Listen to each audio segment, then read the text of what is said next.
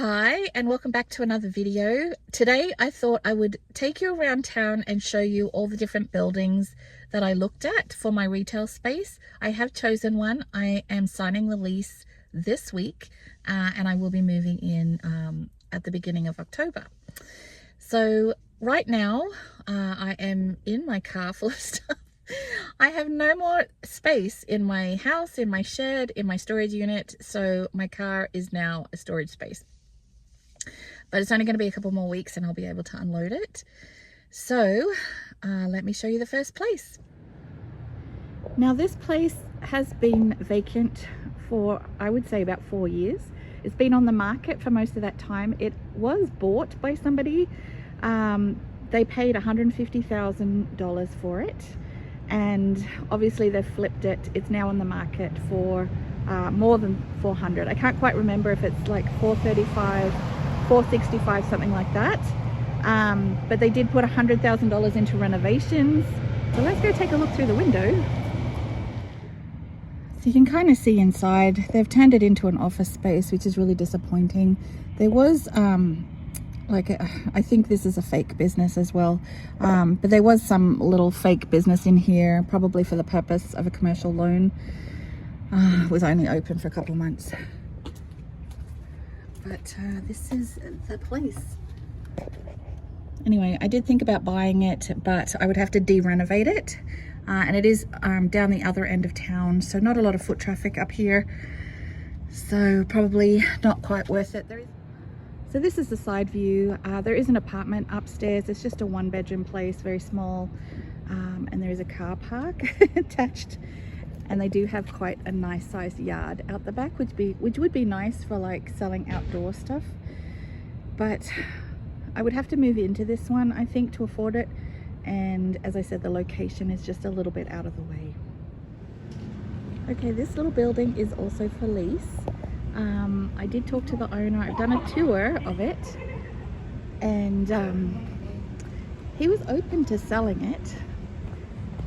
It's divided into 2 spaces, so I'll just show you real quick here. It's divided into 2 spaces, but it's not really 2 separate spaces.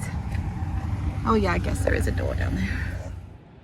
So this building is actually bigger than it looks, and they've got a basement which I think goes all the way down under the other building. And this used to be part of a bank, and the owner, he sold the front end, which is this massive building here, and that's now a physio building. And this one, it's he was asking $800 a month for just for one half, or $1,200 for both. Now, I've been chasing him for about 6 months, and he doesn't seem super interested in renting it to me. So I've kind of had to let this one go. But this was probably my first choice, just because it's right in town. It's in a really good spot. There's lots of foot traffic, and yeah, you've got all that basement space to grow into. So a bit disappointed about this one. Now, right next door to the physio place and the old bank is this place. Now this was a Chinese restaurant for many years, since the 1970s. This one is a strong contender. It's listed for $390,000, so also for sale. It has a 4-bedroom apartment upstairs, so that is somewhere I could live. Now the only problem with this one is it's over 100 years old, and they had a massive flood. One of the toilets upstairs leaked and it flooded the whole place. The new owner, he got it for quite a good price. He collected the insurance money and never fixed any of the problems. So when you go in and have a look around, you can see that there's sewage, debris like everywhere. And you know, I don't want to pay over $400,000 if I'm gonna have to fix that myself. It's over 100 years old. There's probably asbestos in the walls. But out of all the buildings, this would be the perfect spot for an antique mall. So there's tons and tons of room in there, so I could rent out spaces to other vendors, which would be great. It would take the pressure off sourcing a little bit for me. So I don't know if we can get a little bit closer, and I'll show you what it looks like inside.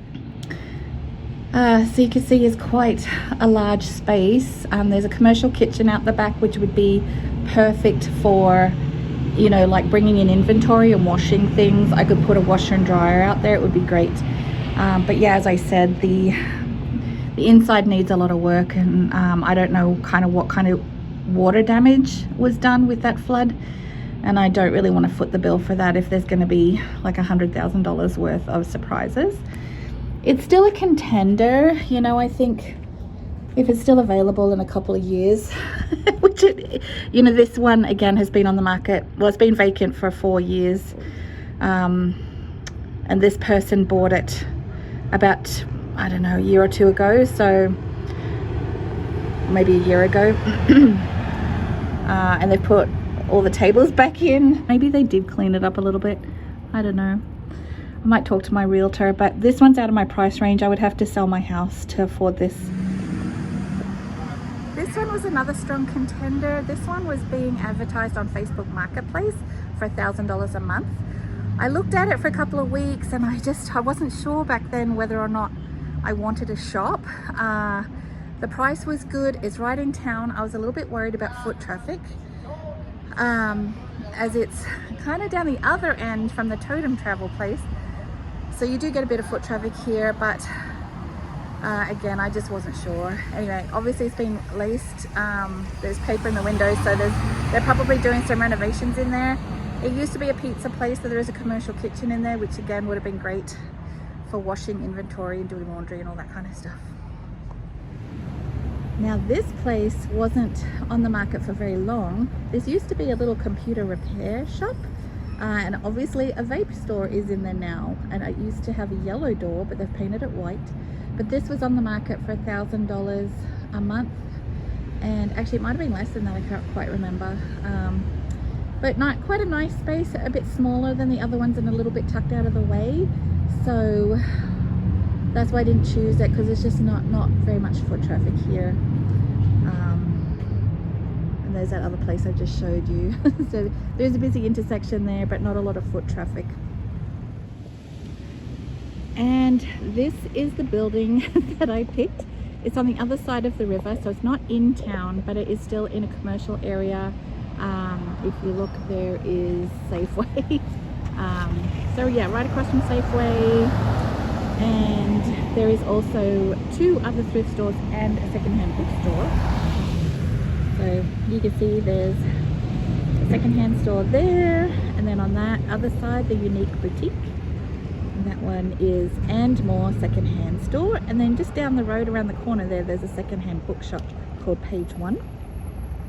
So, you know, lots of other stores, and they say if you're within walking distance of another secondhand store, you will stay in business.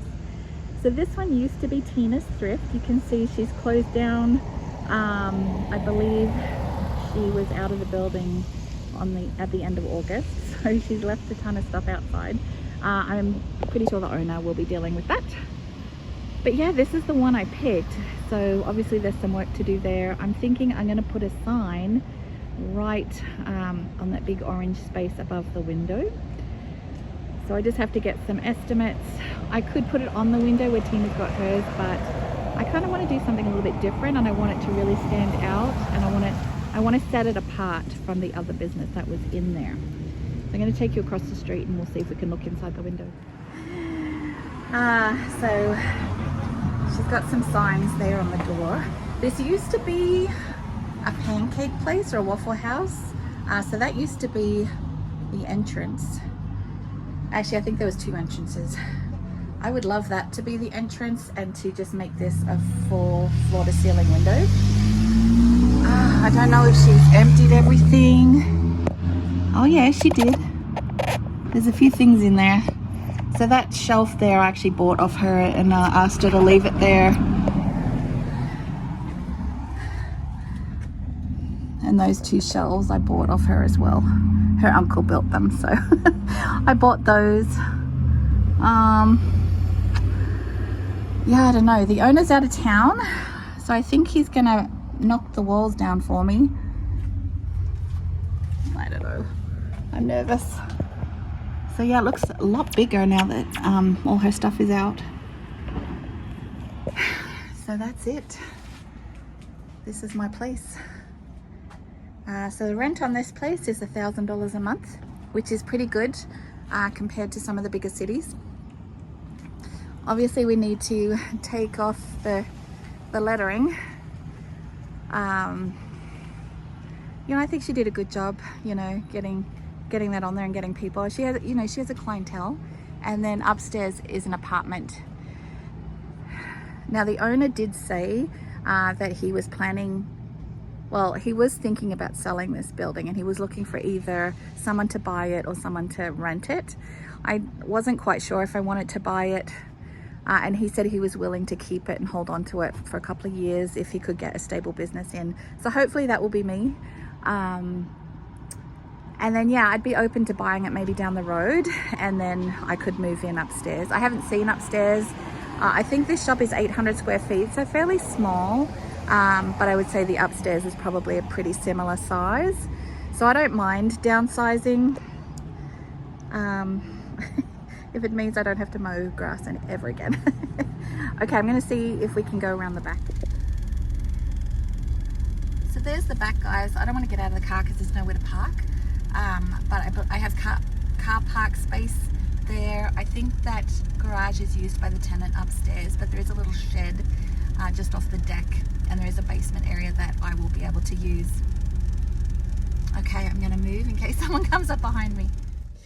So there you have it, guys. That is a rundown of some of the places that I considered before picking the one across from Safeway. Which one would you have picked? Let me know. I'd be very curious to hear your thoughts. I am very excited about moving in. I'm signing the lease this week, and my move-in date estimated will be October 1st, and I'm hoping that I can get up and running within a month. I have to set up my Shopify store, do an inventory clean, every single thing that's in my inventory. And yeah, there's just so much to do when you're opening a business. So November 1st, just in time for Christmas, and I will have lots more to share, so stay tuned. Give this video a thumbs up, hit the subscribe button, and hit the notification bell as well if you don't want to miss any episodes. And otherwise, I will see you in the next one.